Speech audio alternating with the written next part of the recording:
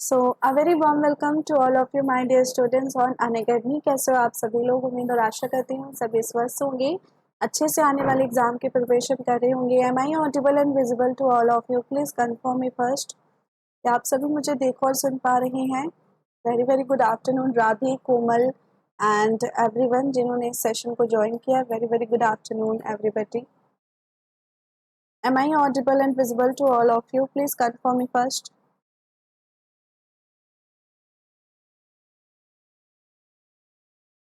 All right, so start करते आज का सेशन एक स्मॉल इंट्रोडक्शन के साथ।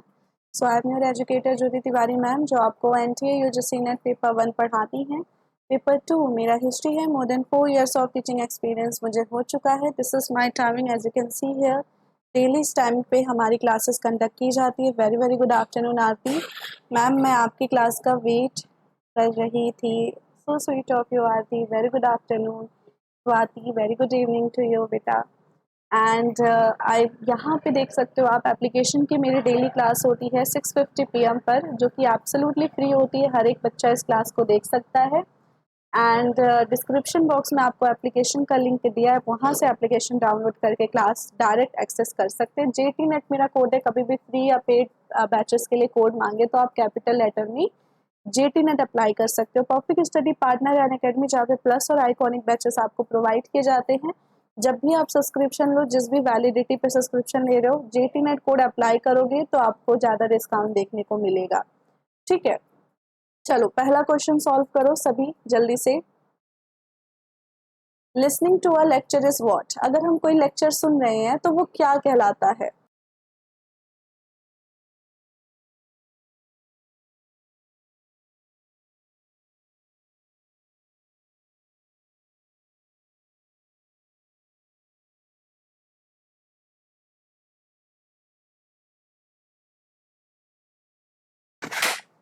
अच्छा, साक्षी का कहना है मैम फर्स्ट पेपर थोड़ा अजीब लगता है। साक्षी देखो, फर्स्ट पेपर अजीब नहीं लगना चाहिए, क्योंकि फर्स्ट पेपर सबसे ज्यादा स्कोरिंग होता है। अगर जितना ज्यादा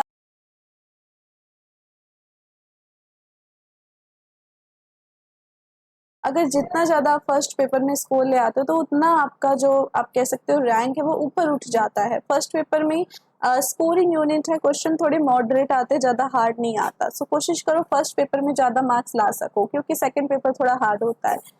लिसनिंग लेक्चर, अगर लेक्चर को सुन रहे हैं तो वो इन्फॉर्मेटिव लिसनिंग हुई। हम एक इन्फॉर्मेशन को सुन रहे हैं। इवैल्यूएटिव लिसनिंग तो तब होती है जब आप लास्ट में जो सुने हो उसको मूल्यांकन कर सको। ठीक है, तो इसीलिए यहाँ पे informative listening will be our right option. जब हम सिर्फ इन्फॉर्मेशन को रिसीव कर रहे हैं, जैसे कि अभी आप इन्फॉर्मेशन को रिसीव कर रहे हो, तो ये इन्फॉर्मेशन लिसनिंग होती है। Next question.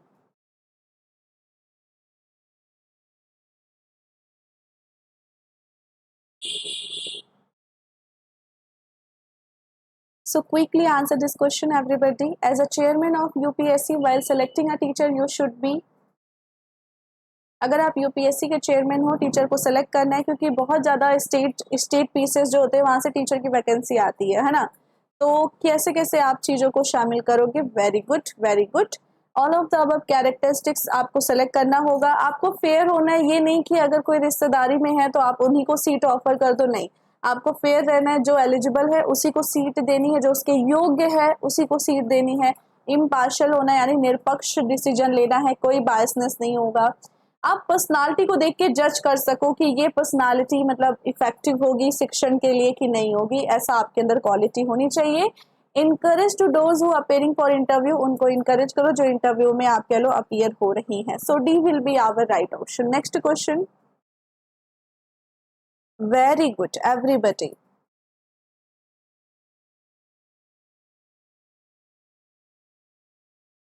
Teaching on TV is a superior to classroom instruction because, हम अगर क्लासरूम में टीवी के जरिए कोई चीज पढ़ा रहे हैं बच्चों को तो ये बहुत ही अच्छा माना जाता है। क्यों क्यों अच्छा माना जाता है?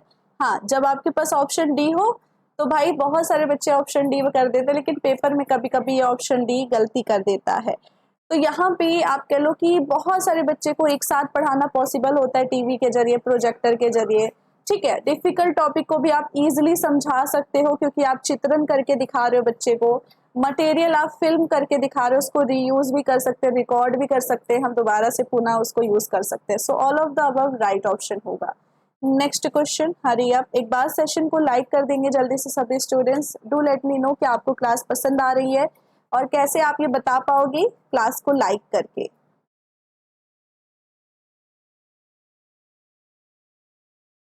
हाँ, वेरी गुड राधी।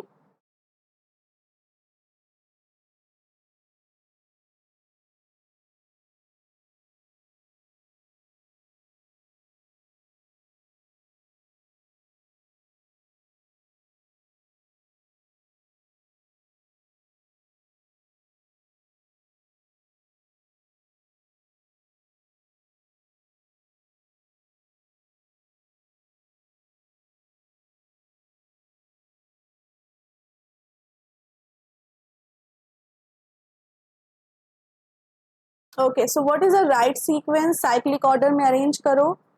तो right sequence will be first of all diverging, and then assimilation, and then conversing, and then accommodation. So it is your right sequence for activities that teacher adopt in experimental learning. Okay, next question.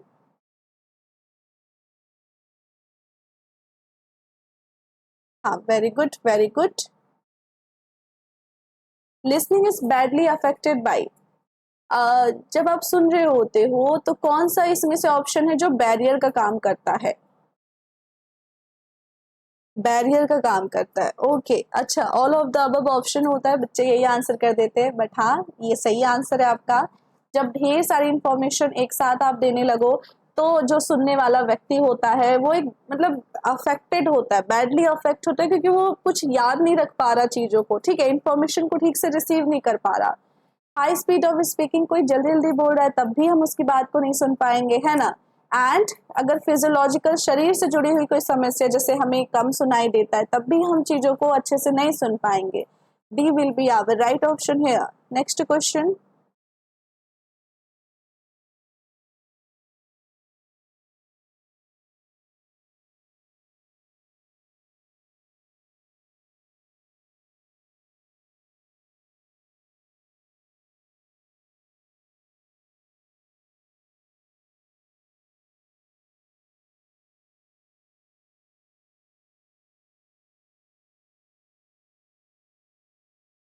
Hari up, answer this question fast everyone. Okay, very good Aarti. Small group में ही ये possible होता है, जहाँ पे teachers जो हैं वो लर्नर्स को आइडेंटिफाई कर सकते हैं, उनके कैरेक्टरिस्टिक उनको उनको जान सकते हैं कि ये मतलब पर्सनालिटी को हम जान सकते हैं, उनके नाम को भी हम याद रख सकते हैं जब ग्रुप जो है स्मॉल है। जैसे एक छोटी सी कोचिंग चल रही है, वहाँ पे 5-6 बच्चे ही हैं, तो हम सभी के बारे में जानेंगे कि हाँ, ये बच्चे को ये कैरेक्टरिस्टिक्स बच्चे का ये है, ये बच्चे का नाम है ना। इन्फॉर्मेशन ज्यादा रहती है जब ग्रुप स्मॉल रहता है, और टीचर अच्छे से आप अपनी मतलब एक एक अपना वो भी रैपर्ड भी बना सकता है, मीन्स कि अपनी पहचान भी बना सकता है उनके बीच में। जब ग्रुप थोड़ा लार्ज होता है तो थोड़ा सा मुश्किल होता है इन कंपैरिजन टू नाम याद रखना या लर्नर्स के कैरेक्टरिस्टिक्स याद रखना। Next question.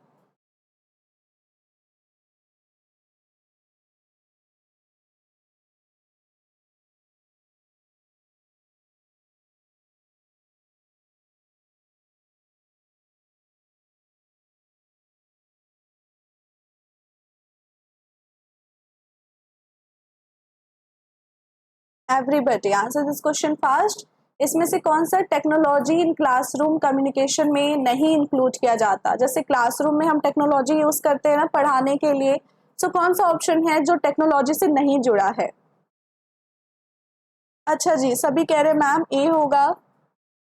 आरती कह रही है मैम ए होगा, और बच्चे आंसर करो जल्दी से।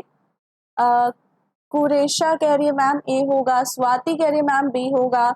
अच्छा, कोई नहीं कह रहा ma'am none of the above होगा। ए टेक्नोलॉजी ही तो है, वीडियो कैसेट रिकॉर्डर, नहीं पता आप सभी को? वीसीआर का फुल फॉर्म है वीडियो कैसेट रिकॉर्डर। ये भी तो एक ऑडियो डिवाइस है जो कि हम किसी क्लासरूम में यूज कर सकते हैं, होता है कि नहीं होता। Overhead projector, what is OHP? That is overhead projector, जो बच्चे कैसे ऊपर मतलब बच्चे ऐसे कभी कभी होता नहीं, एक क्लासरूम में ऊपर एक प्रोजेक्टर का वो नहीं लगा होता, एक बॉक्स होता है, वो जब भी हम ऑन करते हैं तो वो रिफ्लेक्ट करके व्हाइट बोर्ड पे प्रोजेक्टर चलने लगता है। तो ये बोर्ड जो होता है, ये सीटिंग जो अरेंजमेंट होती है, ये ऊपर ही तो लगा रहता है, होता है कि नहीं, हमारे सर के ऊपर, या आप कह सकते हो जिसकी सीट आती होगी इसके नीचे उसके ऊपर लगता है ना। तो ओवरहेड प्रोजेक्टर हो गया आपका। देन पीपीटी पावर पॉइंट आपको सभी को पता है। तो ये भी टेक्नोलॉजी इन क्लासरूम ही योगदान दे रहा है ना, इसके जरिए हम पढ़ते हैं। सो नन ऑफ द अबव आपका राइट ऑप्शन था कि ये सारे जो है टेक्नोलॉजी इन क्लासरूम कम्युनिकेशन का एग्जाम्पल है, इसलिए फोर्थ ऑप्शन राइट होगा। यस मैम, सभी है बिल्कुल। आरती, पीपीटी तो है ना मैम, एब्सोल्युटली पीपीटी है आरती, ये भी टेक्नोलॉजी से ही जुड़ा है। पीपीटी को हम टेक्नोलॉजी में ही तो पढ़ाएंगे, है ना, लगा के। नेक्स्ट क्वेश्चन,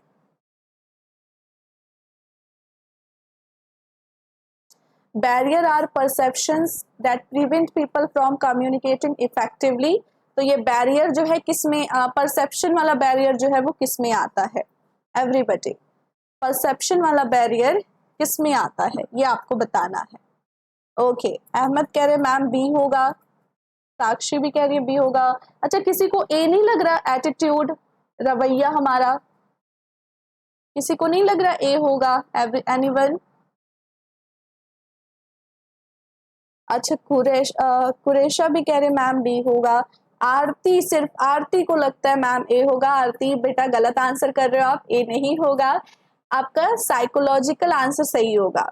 ठीक है, साइकोलॉजिकल में हर चीज आ जाती है, मन से जुड़ी हुई हर चीज। अब एटीट्यूड भी तो आपके मन में ही है, हम किसी चीज को पॉजिटिव वे में देख रहे हैं, हम किसी चीज को नेगेटिव वे में देख रहे हैं, हम किसी चीज का परसेप्शन बना रहे हैं कि ये चीज है ही ऐसी। परसेप्शन बनता है ना, पूर्व धारणाएं बना लेते देखते ही, प्रीजुड्यूस करने लगते हैं, है ना।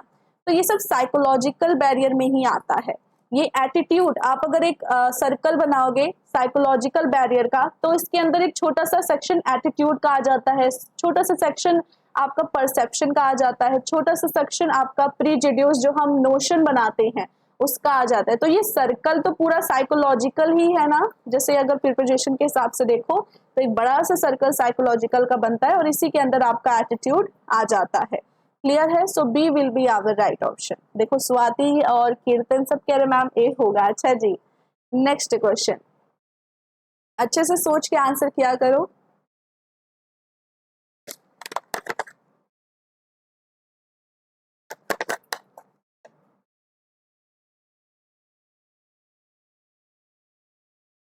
Hurry up. Answer this question fast, everyone.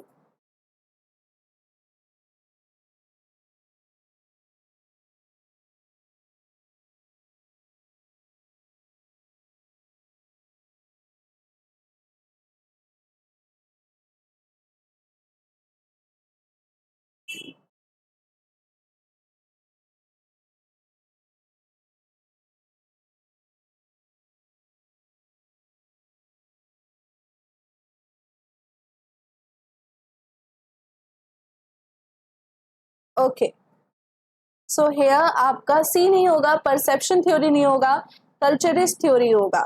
ठीक है, सांस्कृतिक सिद्धांत होगा। सांस्कृतिक सिद्धांत कहता है कि पीपल जो है इंटरेक्ट करते हैं मीडिया से ताकि to create their own meaning from the images and message, ताकि जो आप कह लो मीडिया जो है जो शोकेस कर रहा है कोई इमेजेस कोई मैसेज, वो अपनी एक खुद की मीनिंग निकाल सके। तो वो किससे इन्फ्लुएंस होते हैं मीनिंग निकाले? अब आप कोई सिंबल देखते हो, मान लो आप कबूतर देख रहे हो, ठीक है, मान लो आप मीडिया में कबूतर देख रहे हो, तो कोई उस कबूतर को क्या मानेगा कि अरे ये तो आप कह लो कि चिट्ठी, पुराने टाइम में राजा महाराजा का ये संदेश दूसरे राज्य को ले जाता था। अब कोई डिफरेंट कल्चर का व्यक्ति क्या मानेगा, ये तो शांति का प्रतीक है। होता है कि नहीं होता? हम एक इमेज या एक मैसेज से अपने अपने मीनिंग को रिसीव करते हैं। ठीक है, होता वही है, लाइन एक ही कहता है, मीडिया जो है उसके जो एंकर है एक ही लाइन कहेंगे, लेकिन हर कल्चर का व्यक्ति उससे अलग अलग मीनिंग को निकालता है। और एक व्यक्ति कहेगा कबूतर तो भाई शांति का प्रतीक है, दूसरे कल्चर के लोग कहेंगे अरे ये तो हमारा प्रिय भोजन है। होता है कि नहीं होता? तो हर व्यक्ति क्या होगा, अपनी अपनी मीनिंग्स, अपनी अपनी आप कह लो कि उससे कोई भी ऑब्जेक्ट देख के, इमेजेस या मैसेज देख के, जिस कल्चर से वो बिलोंग करता है उस तरह से वो उस मीनिंग को निकालेगा, रिसीव करेगा। क्लियर है एवरीवन? देखो परसेप्शन भी तो आपका कल्चर से ही इन्फ्लुएंस होता है। हमारा परसेप्शन कैसे बनता है? हम जिस कल्चर से बिलोंग करते हैं उस कल्चर की वजह से हमारी जो परसेप्शन है, सोचने समझने की शक्ति है, वो हमारी डेवलप होती है। होता है कि नहीं होता? मैम परसेप्शन भी तो होना चाहिए। आरती बेटा ये कल्चरिस्ट थ्योरी दिया गया है और जितना मेरा मानना है कल्चर ही आपका परसेप्शन बनाने के पीछे का जो योगदान है, हम परसेप्शन जो हम बना पाते हैं किसी भी चीज के लिए वो कल्चर से इन्फ्लुएंस होता है।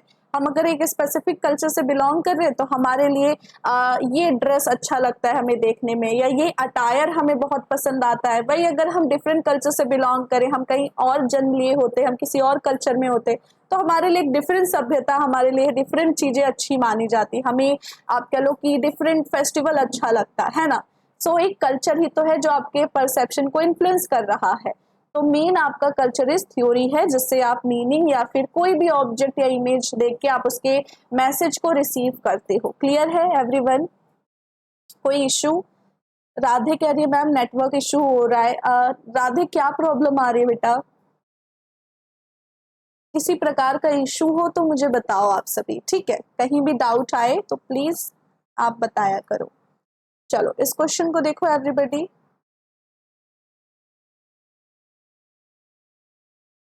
Which of these can be considered function of mass media? एक मास मीडिया का क्या क्या फंक्शन होता है? Everyone, function of mass media.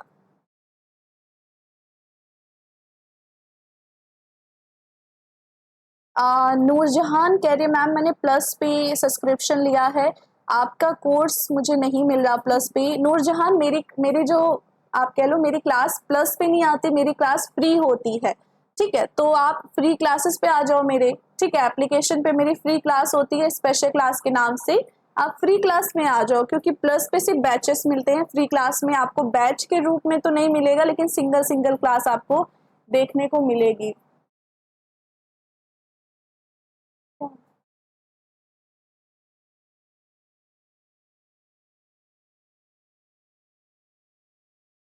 Hari up, answer this question fast.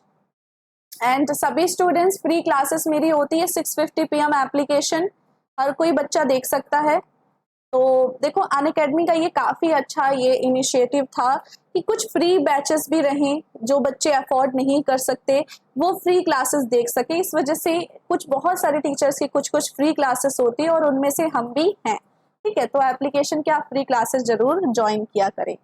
आपका यहाँ पे थर्ड ऑप्शन राइट होगा। ये सारे जो फंक्शन है मास मीडिया के हैं। मास मीडिया मीन्स कि ऐसा मीडिया जो बहुत सारे लोगों तक इंफॉर्मेशन को सर्कुलेट कर पा रहा है, ठीक है? अब चाहे वो इंफॉर्मेशन हो, चाहे इंटरटेनमेंट हो, कोई भी चीज हो, तो ये फंक्शन यानी कि इंफॉर्मेशन को सर्कुलेट करना मास मीडिया का आप कह लो फंक्शन है। क्योंकि हम समाचार पढ़ रहे हैं, हम कहाँ क्या आपदाई हम वो पढ़ रहे हैं, इंटरटेनमेंट देख रहे हैं, अवेयरनेस देख रहे हैं। एजुकेशनल फंक्शन भी होता है कि एजुकेशन के प्रति आप कह लो कि वहाँ पे चर्चाएं होती हैं, बातचीत होती है, स्कीम हमें बताई जाती है, हमें बहुत सारे न्यूज़ बताई जाती है, सोशलाइजेशन का भी काम करती है। हमें इंटरटेनमेंट के जरिए जैसे बहुत सारे शो थे जो हमें क्या करते हैं, सोशलाइज करने के लिए हमें प्रमोट करते हैं, हम देखते हैं, कैरेक्टर्स को देखते हैं, हमारे बिहेवियर में चेंज आता है। फिर कल्चर ट्रांसमिशन का भी काम करते हैं। जैसे बहुत सारे टीवी में चैनल्स होते हैं आस्था करके, या एक मतलब संस्कृति करके चैनल्स होते नहीं, जो कल्चर ट्रांसमिशन का काम कर रहे हैं, कल्चर को बढ़ावा देते हैं, है ना? बहुत सारे धर्म के, ऐसा नहीं स्पेसिफिकली टीवी पे एक ही कल्चर के चैनल से नहीं, बहुत सारे रिलीजियस चैनल भी होते हैं जहां से कल्चर को आप कह लो कि लोगों में विस्तृत प्रसारण किया जाता है टीवी या मास मीडिया के जरिए, जो कि अच्छी चीज है, ठीक है? तो आप कह लो कल्चर से भी आप अवगत होते हो मास मीडिया के कारण। मैम वो मैं वहाँ टाइपिंग नहीं कर पाती, ऐसा क्यों? Aarti I don't know, comment section तो ऑन रहता है एप्लीकेशन का। एक बार आप टोल फ्री नंबर जो है एप्लीकेशन के, आप वहाँ पे कॉल कर लेना बेटा, क्योंकि कमेंट सेक्शन सभी के लिए ऑन होता है, चाहे आप सब्सक्रिप्शन वाले हो चाहे आप फ्री हो। तो एक बार आप बात कर लेना जो हमारे टोल फ्री होते हैं, ठीक है? नंबर कम्युनिकेयर जो होता है, कम्युनिकेशन में निकला हुआ वर्ड है, ये कहाँ से लिया गया? लैटिन, ग्रीक, फ्रांस या रोमन? एवरीबॉडी। और एक बार सेशन को लाइक कर दो, इतने सारे स्टूडेंट क्लास को देख रहे हैं एंड लाइक्स इतने कम क्यों आते हैं भाई, मुझे बताओ। तो एक बार सेशन को सभी लाइक कर दो और मुझे बताओ कहाँ से लिया गया कम्युनिकेयर वर्ड, एवरीवन। हाँ, it is very important.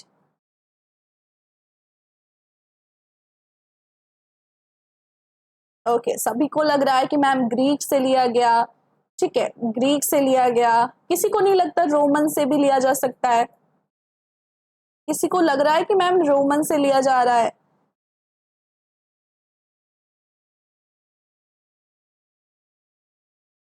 Anyone? Okay, किसी को भी नहीं लग रहा, सो सैड, क्योंकि होना ही नहीं चाहिए, रोमन तो होगा ही नहीं, इस वजह से रोमन लगना भी नहीं चाहिए आपको। जो कम्युनिकेयर वर्ड है वो लिया गया है लैटिन से, ठीक है, लैटिन वर्ड। कम्युनिकेशन में जो कम्युनिकेयर आता है ना, पहले तो लैटिन से कम्युनिकेयर निकला और यहीं से कम्युनिकेशन का आविष्कार हुआ। इसका मतलब होता है कि नॉलेज को इम्पार्ट करना, इंफॉर्मेशन को इम्पार्ट मीन्स कि दूसरे से साझा करना। तो Latin will be our right option. अच्छा, मोस्टली जो वर्ड होते हैं लैटिन से ही निकल के आते हैं, होता है कि नहीं होता? मोस्टली वर्ड आपके लैटिन से निकल के आते हैं। नेक्स्ट क्वेश्चन देखो everyone, answer this question fast.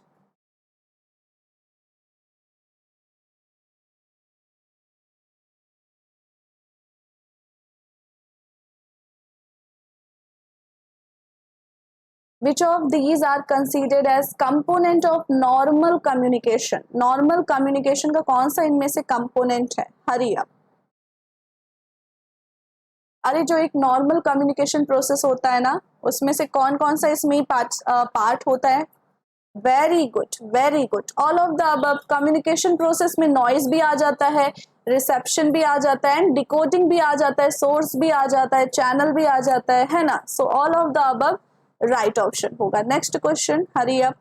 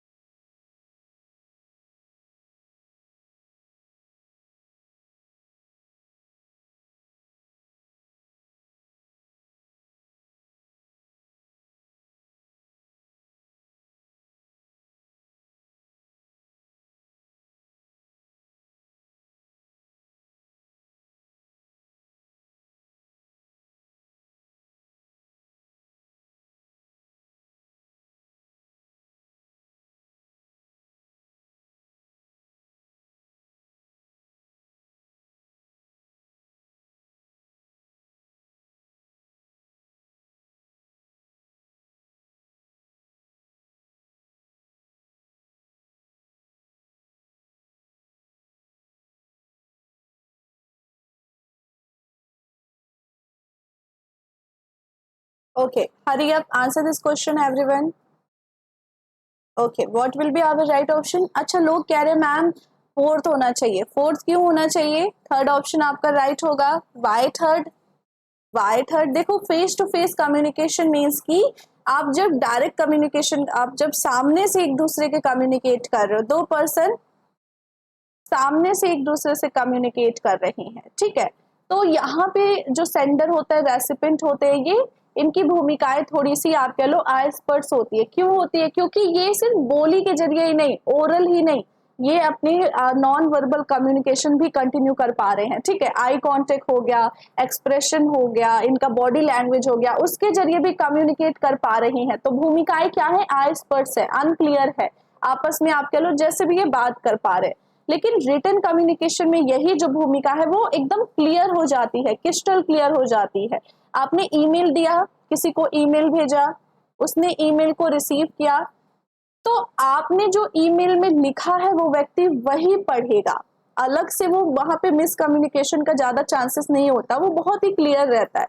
हम जो ईमेल में जितना number sequence wise information mention कर रहे हैं कि हमें ये चीज़ें चाहिए, वो उतना ही चीज़ें वहाँ पे वो रिसीव करता है। ठीक है, तो यहाँ पे आपका रिटन कम्युनिकेशन बहुत ही आप कह लो भूमिकाएं यहाँ पे क्लियर होती है, कौन यहाँ पे क्या इंफॉर्मेशन साझा कर रहा है वो सारी चीजें क्लियर होती है, प्लस आप लंबे समय तक इसको होल्ड भी कर सकते हो। और हमें सोर्सेस जो होता है यहाँ पे कम्युनिकेशन देखो बीच में इंटरप्ट भी हो जाता है, ठीक है, जिसके पास जो बात आई उसने अपनी बात बोल दी, लेकिन यहाँ पे क्या होता है लोग अपना वेट करते हैं बारी का। क्लियर है, तो यहाँ पे बहुत ही बेसिक सा क्वेश्चन था, इतना हार्ड नहीं था, किया जा सकता था। आपका थर्ड ऑप्शन राइट होगा। हाँ, यहाँ पे देखो कोई भी फेस टू फेस कम्युनिकेशन में क्या है, आपके पास बात आई आप तुरंत बोल दोगे, आप वेट करोगे कि हाँ मैं सामने से उसका वेट करता हूँ, नहीं, हम तुरंत चीजें बोल देते हैं। तो कभी कभी हमें भूमिकाएं जो होती है वो क्लियर नहीं होता कि किसने क्या कहा, कब कहा, ये चीजें वो चीजें। लेकिन रिटन कम्युनिकेशन में तो हमारे पास सारी चीजें हैं, सीक्वेंस में फॉर्म्ड होती है। ठीक है, हम वेट करते हैं सेंडर का रिस्पॉन्स का या रिसीवर के रिस्पॉन्स का। तो सी आपका राइट ऑप्शन था। इनमें से कौन सा रिटन कम्युनिकेशन का पार्ट नहीं है? एवरीवन।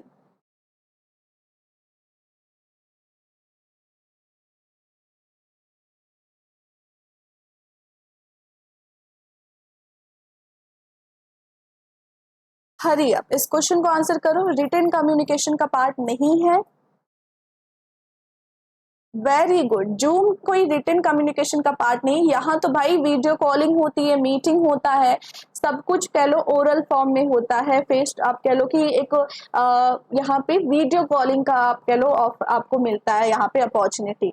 कॉन्ट्रैक्ट जब भी बनेगा आपका, कोई जॉब का कॉन्ट्रैक्ट हो गया, कोई भी कॉन्ट्रैक्ट हो गया, तो अपॉइंटमेंट लेटर ही क्यों ना हो गया, वो रिटन में ही मिलता है। कभी भी आप देखो आपको कॉन्ट्रैक्ट मुंह से नहीं बोलेंगे कि आप कल से जॉब करो, नहीं, आपको पूरा का पूरा एक कॉन्ट्रैक्ट देते हैं कि आप इतने टाइम के लिए यहाँ पे जॉब कर रहे हो, फिर सिग्नेचर होता है। ठीक है, मेमो यानी मेमोरेंडम, यहाँ पे भी आप कह लो एक रिटन कम्युनिकेशन ही होता है, लिख के कोई चीजें हम मेमोरेंडम शेयर कर रहे हैं।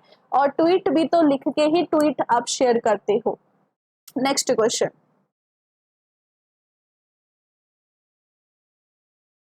हरी up, quickly answer this question everyone. Very good, Sakshi and Radhe, Swati, Shalini, Kuresha, Surendra, Lalita, everybody, Aarti, Zuber, answer this question fast.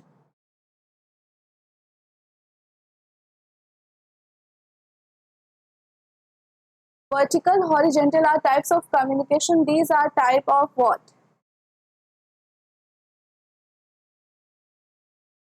Very good, very good. तो it is a type of formal communication. किसी भी ऑर्गेनाइजेशन में कम्युनिकेशन या तो वर्टिकल हो सकता है, वर्टिकल मीन्स कि अपवर्ड या डाउनवर्ड, कम्युनिकेशन डाउनवर्ड भी हो सकता है और अपवर्ड भी हो सकता है। एक लोअर वर्ग के एम्प्लॉय अपने मैनेजर से भी बात कर सकते हैं और मैनेजर एक लोअर वर्ग के एम्प्लॉय से भी कम्युनिकेट कर सकता है। ठीक है, हॉरिजेंटल यानी आप कह लो सामान्य लेवल पे भी बातचीत होती है, आप काम कर रहे हो, आप अपने जो कलीग है उससे बातचीत करते हो, तो वो हॉरिजेंटल हुआ, जिसको लेटरल भी कहते हैं। तो ये फॉर्मल कम्युनिकेशन का पार्ट होता है क्योंकि ऑर्गेनाइजेशन में ये चेन फॉलो की जाती है। Next question, identify the barrier to communication from the list of given below. इनमें से कौन सी बाधाएं हैं कम्युनिकेशन में जो आती है, वो आप मुझे बताओ।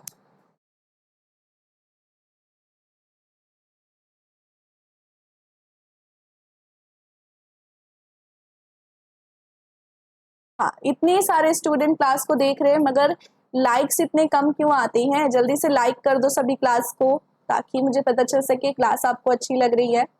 Everyone, so what is a barrier in communication? That is time and distance. इसको हम क्या कहते हैं? फिजिकल बैरियर कहते हैं। फिजिकल बैरियर क्यों कहते हैं? क्योंकि सेंडर और रिसीवर के बीच में इतनी दूरी है कि वो कम्युनिकेट ज्यादा अच्छे से नहीं कर पा रहे। अब दूरी कैसे? समय की दूरी, मान लो कोई अमेरिका में है, कोई इंडिया में है, तो अगर हम बातचीत के लिए फोन भिड़ाएं और वहां रात हो रही है, हमारे यहाँ दिन हो रहा है, तो फिर क्या होगा? कम्युनिकेशन में बाधा आएगी, अच्छे से कम्युनिकेशन नहीं हो पाएगा। फिर डिस्टेंस भी हो गया, कोई आप कह लो दूर है आपसे, तो आप फोन भिड़ाते हो, तो हो सकता है वो वर्क में बिजी हो, कहीं भी बिजी हो, तो डिस्टेंस भी बैरियर हो गया। तो ये भौतिक बैरियर माना जाता है। क्लियर है? फिर यहाँ पे क्या होगा, बाईपास इंस्ट्रक्शन मीन्स कि आप कोई चीज बता रहे हो और वो एक कान से सुन रहा है दूसरे कान से निकाल दे रहा है, बाईपास कर दे रहा है ना, तो ये भी एक बैरियर ही तो है, बैरियर ही तो है। हर व्यक्ति करता है बाईपास इंस्ट्रक्शन, हमसे बताया जाता है कि ये चीज मत करना, जैसे आप कहीं ट्रैवलिंग करने जा रहे हो तो आपके पेरेंट्स बताते हैं ना ये चीज मत करना, वो चीज मत करना, यहाँ मत जाना, कोई कुछ दे तो खाना मत, तो हम उनके इंस्ट्रक्शन को बाईपास कर देते हैं, हम सुन रहे होते हैं लेकिन असली में हम सुन नहीं रहे होते हैं, तो ये भी एक बैरियर का काम करता है कम्युनिकेशन में। तो आपका A option right option. Next question देखो, हरी अप।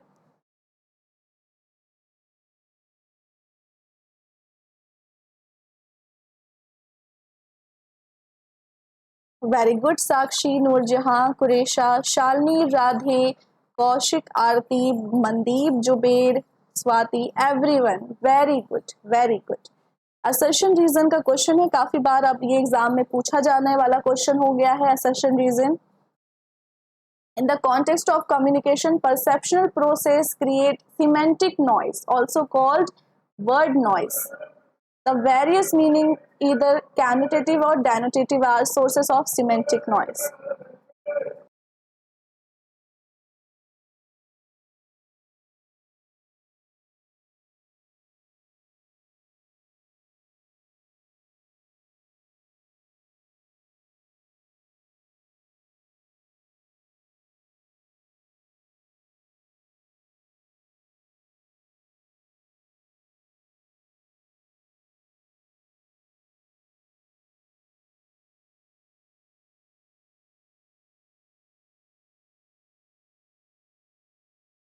ओके यहाँ पे आपका फर्स्ट ऑप्शन राइट होगा, ऐसा क्यों?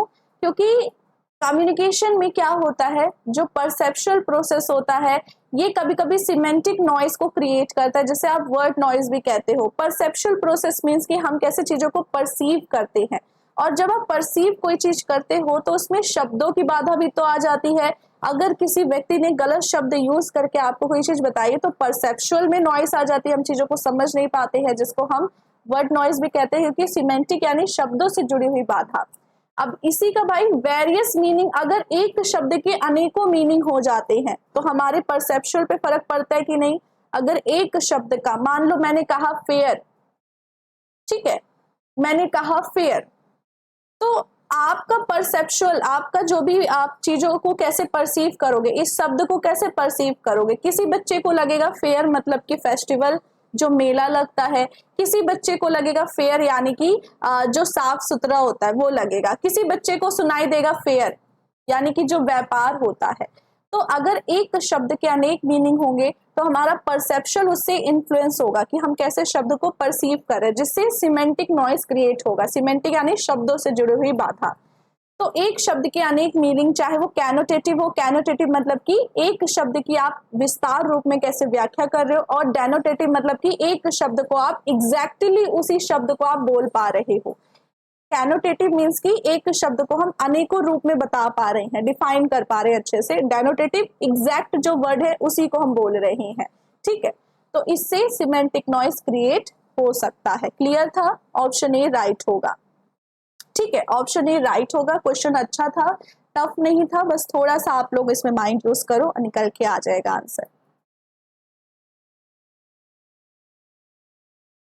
Okay ma'am, continue in English space, बिल्कुल इंग्लिश में कंटिन्यू करेंगे, लेकिन हिंदी वाले भी स्टूडेंट्स हैं तो उनका भी ख्याल रखना पड़ेगा। एंड एज अ टीचर हमें दोनों जो बच्चे हैं सबका ध्यान रख के आगे बढ़ना पड़ता है ना। चलो इस क्वेश्चन को आंसर करो। क्वेश्चन आपसे पूछ रहा है, जो हिंदी में उन्हें बताना चाहूंगी, ये जो नॉन वर्बल कम्युनिकेशन में ये जो पिच आ जाता है, पिच यानी कि आप कितना लंबा बोलते हो, लंबा इन द सेंस की हाई, ठीक है, आवाज आपकी तेज है। जो पिच होती है, किसी किसी बहुत सॉफ्टली कोई बोलता है, कोई बहुत तेज बोलता है ना। सो ये पिच वो मैटर करता है। रेट यानी कितनी आप स्पीड से बोल रहे हो, वॉल्यूम कितना तेज कितना धीमे बोल पा रहे हो, एंड कब कब रुक रहे हो बोलते वक्त। तो ये किस, यहाँ पे किस मॉडल में आ जाता है वो, एवरीबडी, हाँ, it comes under para language. Para language non verbal communication का ही पार्ट है, जिसमें आप पिच, रेट, वॉल्यूम एंड कितना आप आराम से रुक के बोलते हो, ये चीजें शामिल होती हैं। ठीक है। लीनियर मॉडल यानी कि वन वे कम्युनिकेशन होता है जिसमें फीडबैक आता ही नहीं। इंटरेक्शनल यानी कि जिसमें फीडबैक भी शामिल है। And then non verbal cues यानी कि जो नॉन वर्बल हिंट आप देते हो जैसे बॉडी लैंग्वेज, एक्सप्रेशन, साइन, ठीक है, ये सारी चीजें। Next question, hurry up, answer this question fast everyone. Okay, थोड़े से और क्वेश्चन हैं एंड बस 5-6 क्वेश्चन और हैं, सारे क्वेश्चन आज हम सॉल्व कर लेते हैं, then we will end the class. Okay, so class में बने रहो आप सभी students. Appropriate word choice is an essential of effective oral communication। Ma'am Hindi में भी लिख दिया करिए। सॉरी मनदीप, अभी हिंदी में अवेलेबल नहीं है, लेकिन कल से हिंदी में आ जाएगा, ठीक है। आज कुछ क्वेश्चन हिंदी में नहीं आ पाए।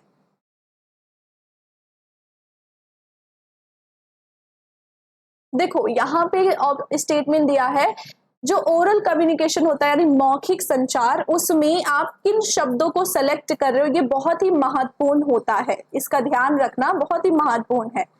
सेकंड स्टेटमेंट कह रहा है facial expression and posture fall under visual, यानी ये जो फेशियल एक्सप्रेशन, चेहरे का जो भाव है या आपका जो पोस्चर है, जिस हिसाब से आप खड़े हो, आपकी बॉडी लैंग्वेज है, वो दृश्य संचार में आती है। तो दोनों स्टेटमेंट सही है क्या? हाँ बिल्कुल सही है, दोनों स्टेटमेंट सही है। एक्सप्रेशन हम क्या देखते हैं ना, हम लोगों के एक्सप्रेशन, पोस्चर आप क्या देखते हो ना, तो ये विजुअल ही हुआ। और शब्दों को अगर अच्छे से आप चूज कर पाते हो तो ये बहुत ही महत्वपूर्ण काम निभाती है जब भी हम मौखिक संचार करते हैं। दोनों स्टेटमेंट सत्य है। नेक्स्ट क्वेश्चन देखो everybody. Very good Jini, Sakshi, Aarti, Radhe and Noorjahan, Shalini, Kaushik, Kuresha, Swati, Mandeep, everybody, Lalita, everyone, ठीक है। चलो आंसर दिस क्वेश्चन फास्ट।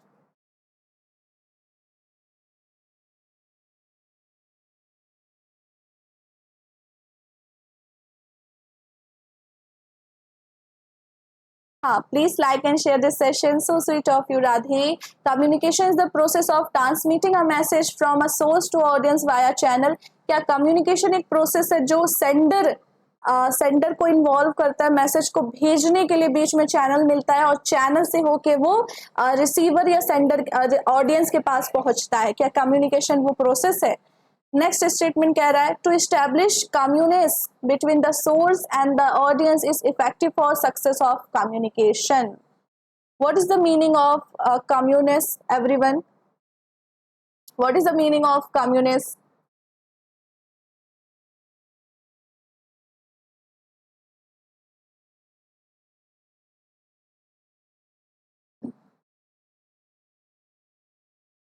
हाँ, तो कम्युनिस्ट मीन्स कि आपके और सेंडर और रिसीवर के बीच में कुछ कॉमन होना चाहिए, जैसे हम फैमिलियर होना चाहिए, ठीक है।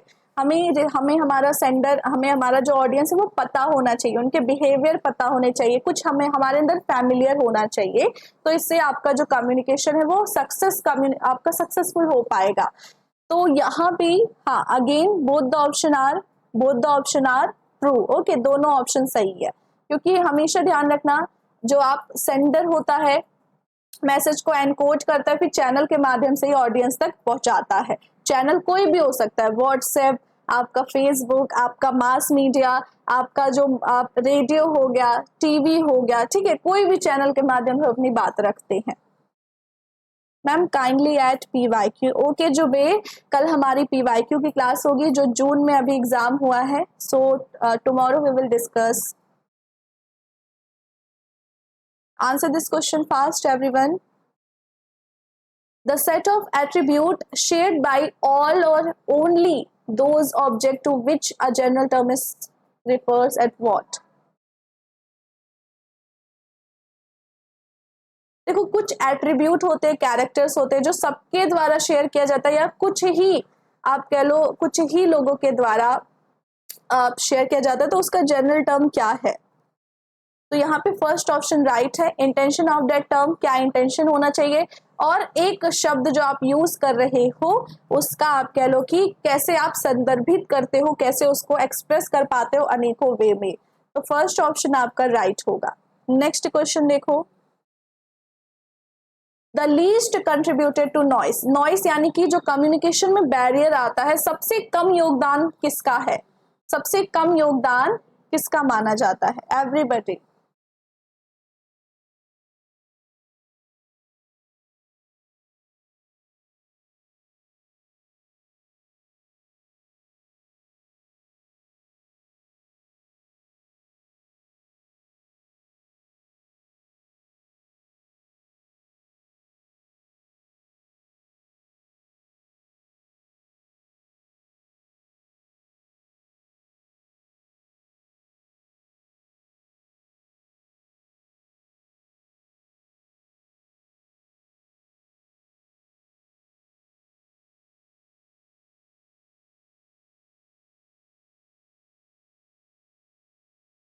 Okay, hurry up, answer this question fast everyone.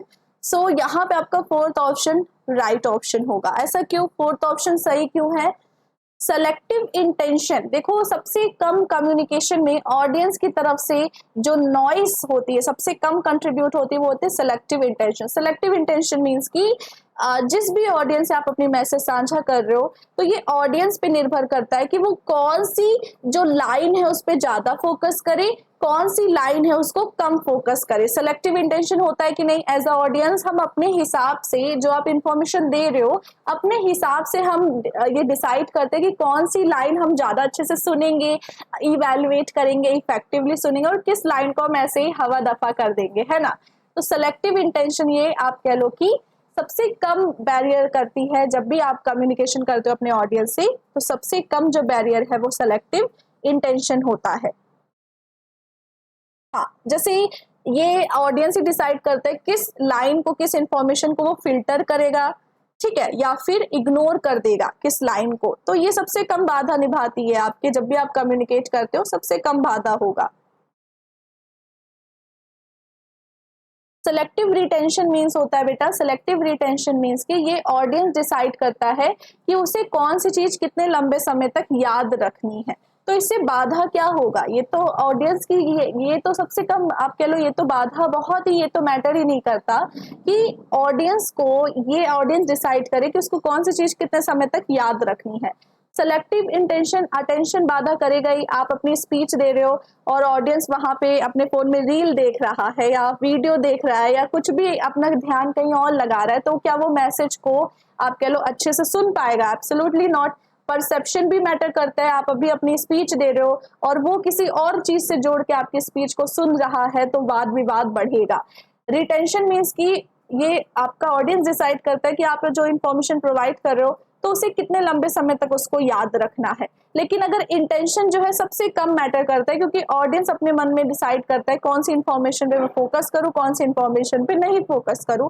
और ये प्योरली आप देखो, कितनी भी आप मेहनत कर लो, ऑडियंस अपने सेलेक्टिव इंटेंशन को आप जरूर लगाते हैं। जैसे आप अभी भी आप सभी स्टूडेंट सेलेक्टिव इंटेंशन लगा ही रहे होगे कि मैम जो लाइन बोलती है मैं किस लाइन को हमेशा याद, किस लाइन पे मैं कितना फोकस करूं, ठीक है। कब कोई कोई होता है सिर्फ क्वेश्चन को पढ़ता है, आंसर करता है, आगे बढ़ता है, कोई कोई होता है पूरी बात को अच्छे से सुनता है। सो ये सबसे कम रोल निभाता है, लीस्ट कंट्रीब्यूटर है टू नॉइस। क्लियर है एवरीवन? Okay, next question. हाँ, चलो फटाफट इस क्वेश्चन को आंसर करो। दो क्वेश्चन और है, नहीं नहीं, इसके बाद एक क्वेश्चन और है और फिर एक होमवर्क क्वेश्चन है, then we will end the session. Alright, parameter of effective communication. आप प्रभावशाली संचार के लिए कुछ पैरामीटर हैं, इनमें से कौन कौन से पैरामीटर को आप सेलेक्ट करोगे एवरीवन?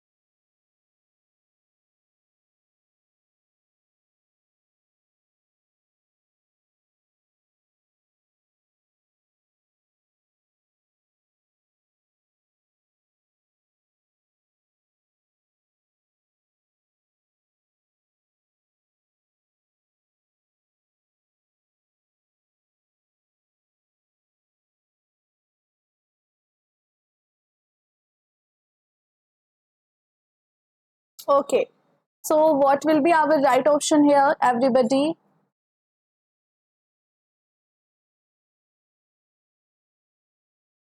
हाँ देखो, फाइव फाइव यहाँ पे दिए गए हैं, फाइव आपके इंपॉर्टेंट चीज दिए गए हैं इफेक्टिव कम्युनिकेशन के पैरामीटर्स।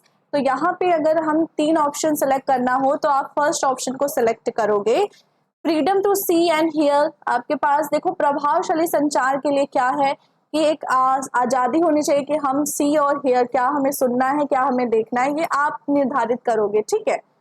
फ्रीडम टू से what one things and feel, आपके पास ये आज़ादी होनी चाहिए अपनी बात रखने का, जो भी आप फील करते हो कि मुझे ये चीज़ कहनी चाहिए, जो भी आप सोचते हो आपके पास अधिकार है, आप वो चीज़ रख सकते हो। Freedom to decide what should be, क्या आपके पास निर्णय लेने की शक्ति होनी चाहिए कि क्या आप कर सकते हो, ठीक है, कहाँ कर सकते हो, क्या चीज़ें हुआ।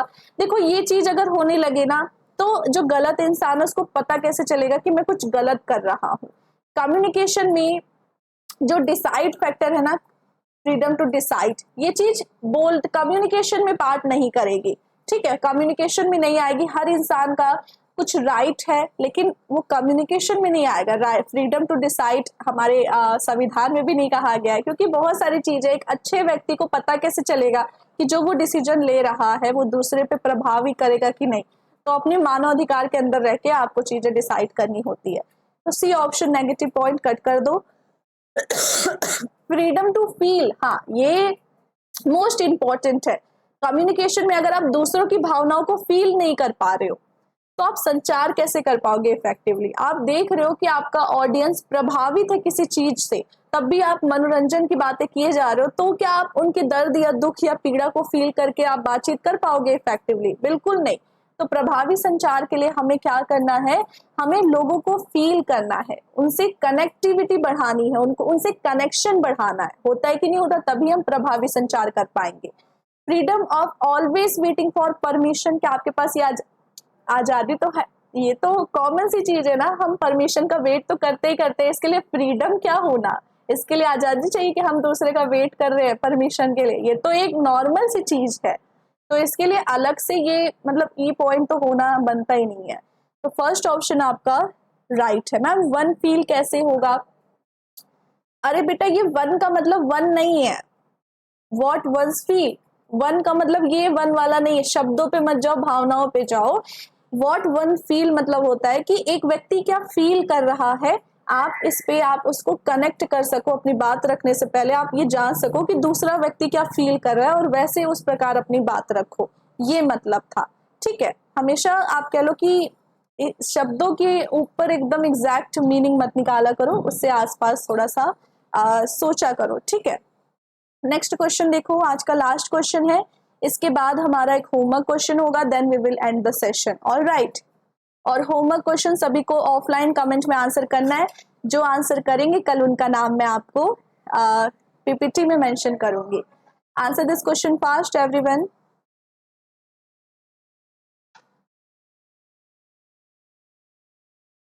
मानवी, डिसाइड के लिए फ्रीडम चाहिए लेकिन वो प्रभावशाली कम्युनिकेशन में रोल नहीं निभाएगा।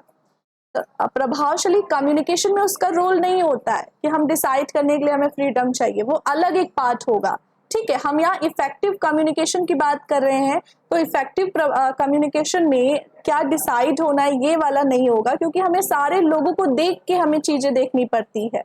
आप जरूरी नहीं कि जो एक कम्युनिकेटर डिसाइड कर रहा है वो सबके लिए प्रभावशाली हो, एब्सोल्युटली नॉट, ऑडियंस के हिसाब से ही हमें चीजों को करना पड़ता है ना। चलो इस क्वेश्चन को आंसर करो everyone. More effective communication occur when the source and receiver are homophilous. What is homophilous, everyone? Do you know the meaning of homophilous?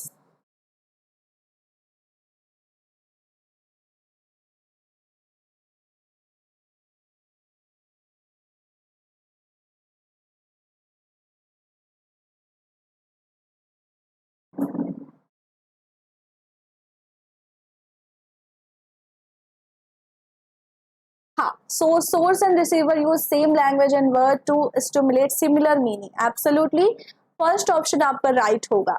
What is होमोफिलिस, मैंने आपसे पूछा। होमोफिलिस मतलब होता है कि आपके अंदर एक टेंडेंसी है कि आप लोगों से कनेक्ट हो सको, लोगों से कनेक्ट हो सको। होता है कि नहीं, हम सोशलाइज हो सके, ठीक है, हम सोशलाइज हो सके, या फिर हम मतलब एक मतलब उनसे कनेक्शन बढ़ा सके। कोई भी कैरेक्टरिस्टिक्स के लोग हो, चाहे कोई भी एज के हो, जेंडर के हो, समाज से बिलोंग करे, ठीक है, तो हम उनसे कनेक्टिविटी बढ़ा सके, हम उनसे कनेक्शन बढ़ा सके, ये होता है होमोफिलिस।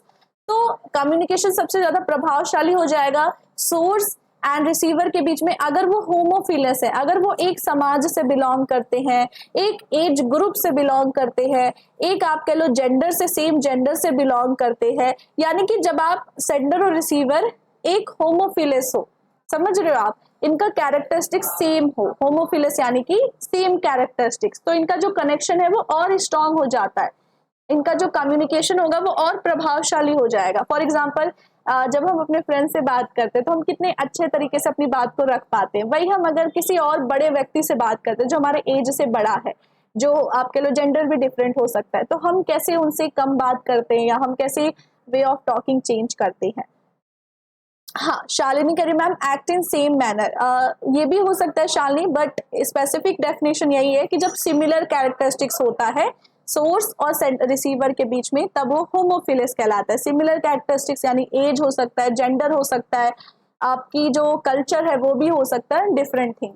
ओके, सोर्स और रिसीवर अगर सेम लैंग्वेज यूज करते हैं, वर्ड को यूज करते हैं, तो वहां पे आप कह लो सेम मीनिंग प्रोड्यूस होने के चांसेस बढ़ जाते हैं। एब्सोल्युटली राइट, तो फर्स्ट ऑप्शन आपका राइट होगा, ठीक है। चलो, ये क्वेश्चन आपका आई थिंक ये होमवर्क क्वेश्चन है, this is your homework question for the day. इसका आंसर आपको यहाँ नहीं करना है, ये जो क्लास ओवर हो जाएगी तो ऑफलाइन कमेंट में आंसर करना है। ऑल राइट, ऑफलाइन कमेंट में इसका आंसर करना है। जो आंसर करेंगे कल उनका नाम मैं आपको जरूर मेंशन करूंगी। ओके, बिल्कुल, क्वेश्चन हिंदी में जरूर आएगा, हमेशा हिंदी में ही आता है, आज के पीपीटी में ही बस थोड़े से क्वेश्चन इंग्लिश में आए। आई होप सेशन आपको पसंद आया हो। डियर स्टूडेंट्स, डेली मेरी क्लास होती है, ये टाइमिंग है क्लास की, आप डेली इस टाइमिंग पे हमारी क्लासेस को ज्वाइन कर सकते हैं। एनटीए यूजीसी नेट पेपर 1 में आपको पढ़ाती हूँ, पेपर 2 भी पढ़ाती हूँ, जो कि मेरा हिस्ट्री है। More than 4 years of teaching experience मुझे हो चुका है, and I am your educator Jyoti Tiwari ma'am. Dear students, ये मेरी प्रोफाइल है अनअकैडमी एप्लीकेशन पर, जो मेरी क्लास फ्री चलती है एप्लीकेशन पे 6:50 PM। आप डिस्क्रिप्शन बॉक्स में लिंक है, आप वहां से डायरेक्ट एक्सेस कर सकते हैं।